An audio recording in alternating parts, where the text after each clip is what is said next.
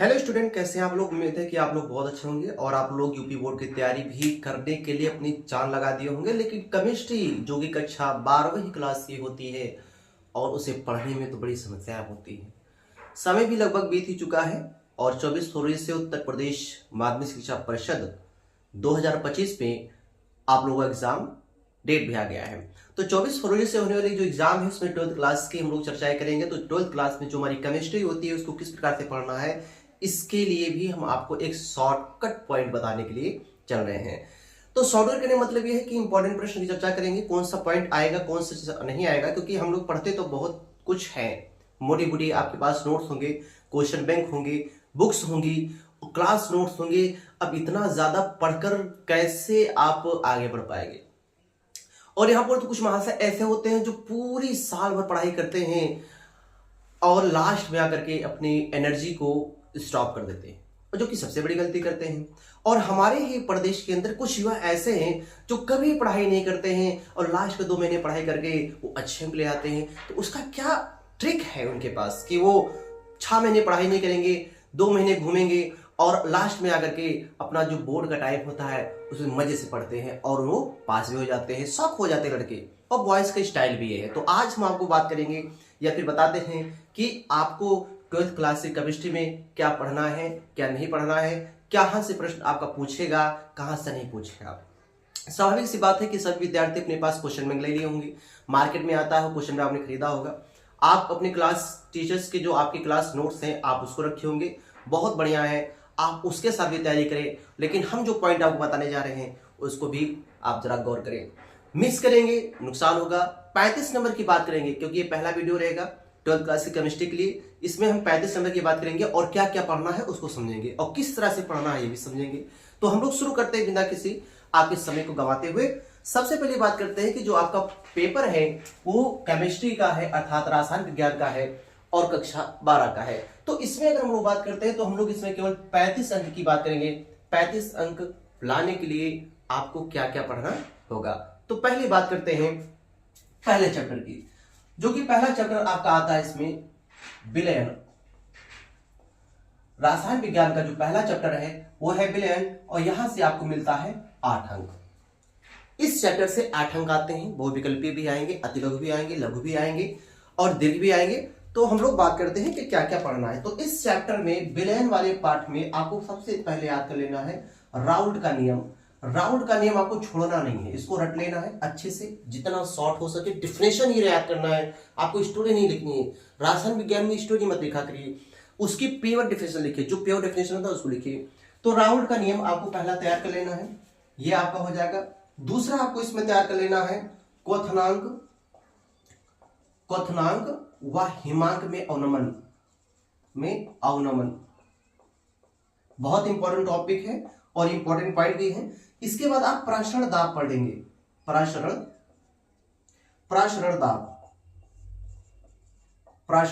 दाब। उसके बाद इसमें आपको पढ़ लेना है वांट हाफ गुणांक। और अगला आपको पढ़ लेना है इसमें जितने सवाल हैं, इसमें क्या है, इसमें सवाल, ठीक है। इसमें जो न्यूमेरिकल है उसको याद कर लेना है, पढ़ लेना है, मतलब आपको प्रैक्टिस कर लेना है। न्यूमेरिकल पढ़ लेना है, याद कर लेना है, समझ लेना है। कुछ न्यूमेरिकल ऐसे होंगे जो सन 2023-24 में आए होंगे, उनको आपको क्या करना है, बार बार लगा के प्रैक्टिस में लेना, क्या फार्मूला होता है, किस प्रकार से याद करते हैं। और ध्यान रखना हम लोग स्पेशली उन्हीं क्वेश्चंस को चर्चा करते हैं क्या पढ़ते हैं जो NCERT की कॉपी में या बुक में जो दी हुई है, जो क्वेश्चन में दी गई है, उनको आपको क्या करना है, सवाल को लगा लेना है। विलयन चैप्टर से जो सवाल आते हैं बहुत इंपॉर्टेंट है।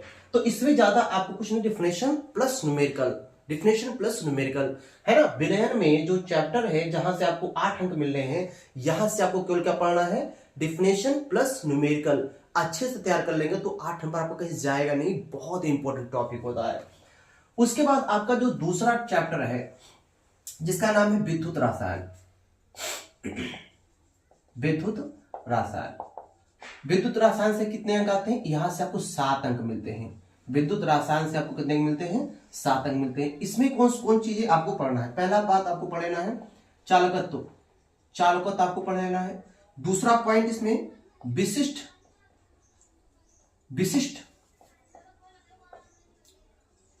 चालकता व मोलर चालकता, विशिष्ट चालकता व मोलर चालकता, इसको आपको तैयार कर लेना है। सबसे इंपॉर्टेंट कोलराउस का नियम, कोलराउस का नियम। इसके बाद आपको तैयार कर लेना है वैद्युत अपघटनी सेल, वैद्युत अपघटनी व गैल्वेनिक सेल।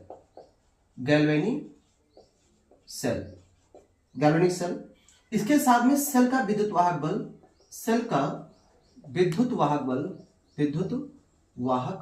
बल और इससे जो न्यूमेरिकल हैं उसको आपको तैयार कर लेना है। इस पॉइंट से आपको जो न्यूमेरिकल है उसको तैयार कर लेना है। कोलराउस का नियम आपको नहीं भूलना है। इसके बाद आपको इसमें एक चीज पढ़ लेना है, सीसा संचायक सेल, इंपॉर्टेंट है आपकी इस वर्ष के लिए, सीसा संचायक सेल, इसको तैयार कर लेना है। नेसर्ड का समीकरण ये तैयार कर लेना है। इसके जो न्यूमेरिकल होंगे, न्यूमेरिकल जो है उसको पढ़ लेना है आपको। इसके बाद गिब्स ऊर्जा किसे कहते हैं ये आपको पढ़ लेना है। इसके साथ आपको पढ़ लेना है सेल का ईएमएफ,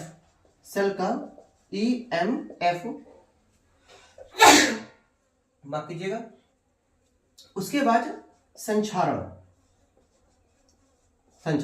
ठीक है। तो विद्युत रासायनिक सेल में केवल आपको इतने पॉइंट को पढ़ना है, आपको ज्यादा इसमें मेहनत नहीं करनी है। जो हमने आपको ये पॉइंट लिख दिया है इसको तैयार कर लेना है। आपको इसके साथ साथ में क्या करना है, इस चैप्टर के न्यूमेरिकल याद कर लेने हैं, पढ़ लेने हैं, लगा लेने, जो आपसे बनता हो, कोई दिक्कत नहीं है। आप नहीं लगा पा रहे उसको रट लीजिए। इस चैप्टर के जितने न्यूमेरिकल हैं जो इंपॉर्टेंट है, जो एनसीईआरटी के एग्जाम्पल्स हैं उसको आप प्रैक्टिस कर लेंगे, उसी से आपको काम चल जाएगा। आपको तीसरा चैप्टर जो है, तीसरे चैप्टर की हम लोग बात करते हैं तो तीसरे चैप्टर में हमारा आता है रासायनिक बलगतिकी।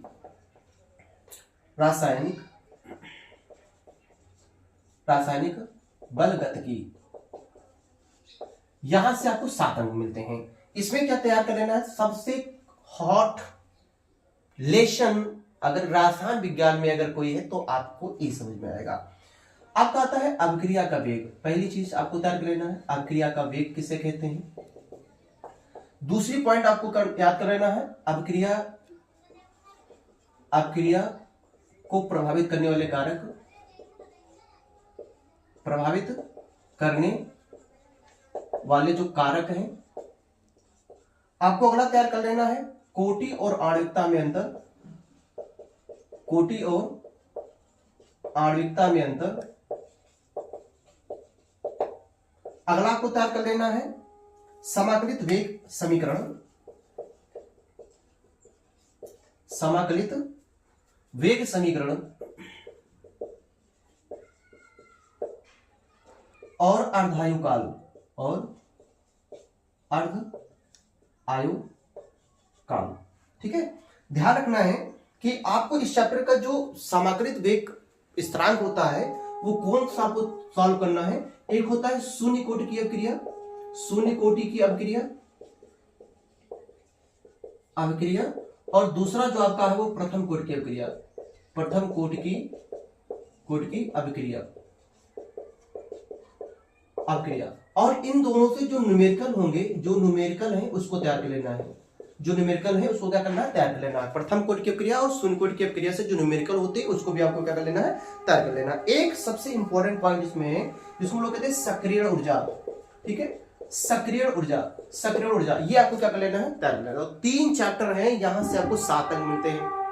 इन तीनों चैप्टर में से सबसे इंपॉर्टेंट है इनकी डिफिनेशन, इंपॉर्टेंट है। डिफिनेशन के साथ साथ में इनका जो सवाल है, इन तीनों चैप्टर में जो क्वेश्चंस है न्यूमेरिकल है उसको बार बार लगा करके आपको प्रैक्टिस कर लेना है।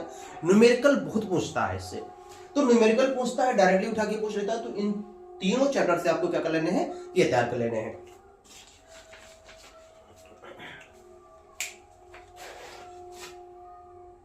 इसके बाद आपका आता है चौथा चैप्टर। आपको चौथे चैप्टर में तैयार कर लेने हैं जिसका पार्ट का नाम है डी व एफ ब्लॉक। और यहां से मिलते हैं आपको 6 अंक। इसमें क्या पढ़ना है, ज्यादा आपको मेहनत नहीं करना है, सिर्फ अपने माइंड का प्रयोग करना है। यूपी बोर्ड का एग्जाम बहुत कठिन नहीं होता है, एकदम इजी होता है। बस आपको सही डायरेक्शन और सही पॉइंट की जानकारी होनी चाहिए।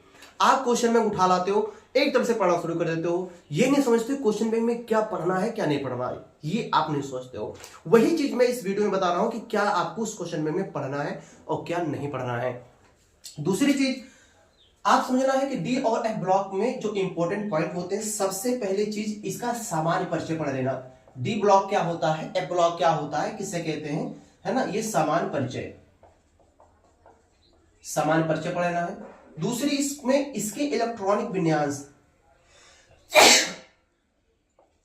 इलेक्ट्रॉनिक विन्यास याद कर पढ़ लेना है आपको। इसके दो सबसे इंपॉर्टेंट पॉइंट, इसी चैप्टर के दो इंपॉर्टेंट पॉइंट, पहला इंपॉर्टेंट है आपका जिसको कहते हैं लेंथेनाइट, लेंथेनाइट और एक आपका होता है एक्टिनाइट, लेंथेनाइट और एक्टिनाइट, जो सबसे इंपॉर्टेंट है इस चैप्टर के लिए।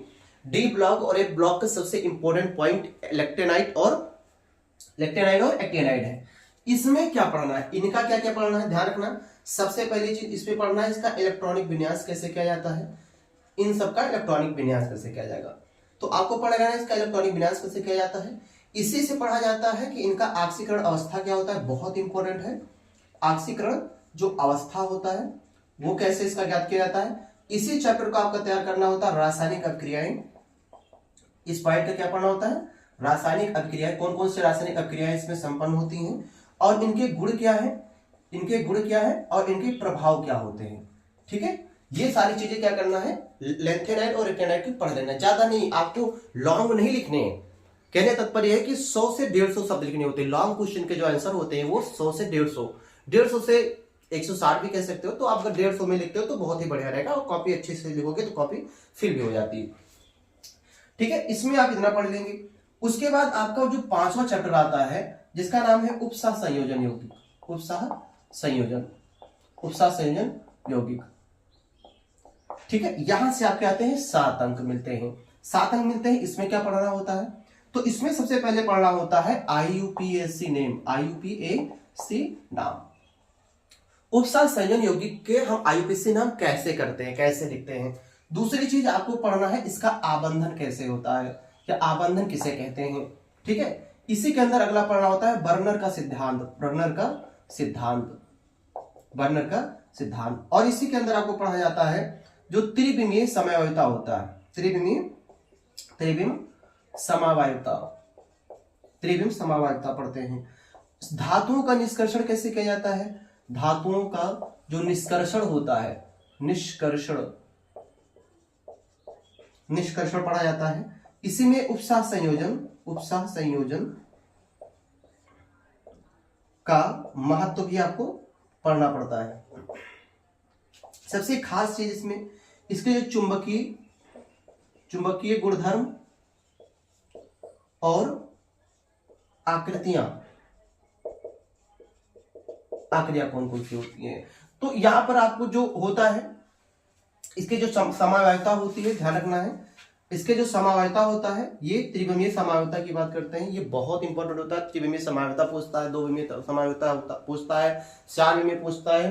तो इसमें जो AB टाइप का होता है, ABCD होता है, A square B square type का होता है, ABC है ना, A स्क्वायर CD टाइप का होता है। तो इसके जो समवायिता बनते हैं उसको क्या करना है, आपको बहुत अच्छे से समझ लेना है। तो यहां से अगर आप केमिस्ट्री में इन जो मैंने पॉइंट्स को बताया है, केवल आपको इतना पढ़ लेना है, और पेपर में आता है तो पेपर में इसको किस तरह अप्लाई करना है वो आपके लिए शानदार वीडियो लेकर आऊंगा। और अगर आपको ये पॉइंट समझ में आया हो, और ये जो इंपॉर्टेंट चैप्टर के इंपॉर्टेंट कीवर्ड्स हमने आपको बता रखा, जिससे आप तैयार करके आप अपने एग्जाम को बहुत आसान कर सकते हैं, तो ये केवल खंड का कह सकते हैं कि 35 अंक जो आपको मिल सकते हैं यहां से मिल सकते हैं। और केवल आपको इतना ही पढ़ना है। ध्यान रखना है कि पहला, दूसरा और तीसरे चैप्टर में आपको न्यूमेरिकल पढ़ने हैं। वही न्यूमेरिकल पढ़िए जो पिछले वर्ष आए हुए हैं, जो आपके मॉडल पेपर में दिए हुए हैं, और NCERT के क्वेश्चंस और उनके जो एग्जांपल्स हैं उसको पढ़ लेने हैं।